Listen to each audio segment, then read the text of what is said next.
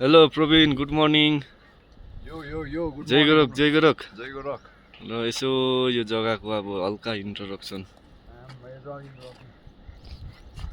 यो जग्गा चाहिँ होइन उम्, सिया लेक भन्ने जग्गा हो 12,000 fit 12,000 fit from C level हो। अँ, यहाँ चाहिँ आइटिबिबी क्याम्प रहेछ। यहाँ चाहिँ हिजो हामी आएर बसेको हो।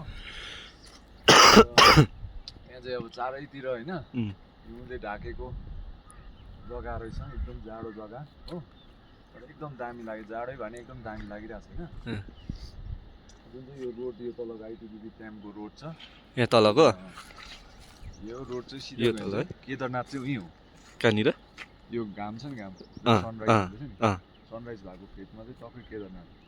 ए त्यहाँनिर है? अब हामी 6 दिन यहाँ क्लाइमेटेसन गरेर होइन, अँ, अब टक्कै 6 दिनमा चाहिँ हामी केदारनाथकै फेदमा पुग्ने रहेछ, बुझ्यो। अँ।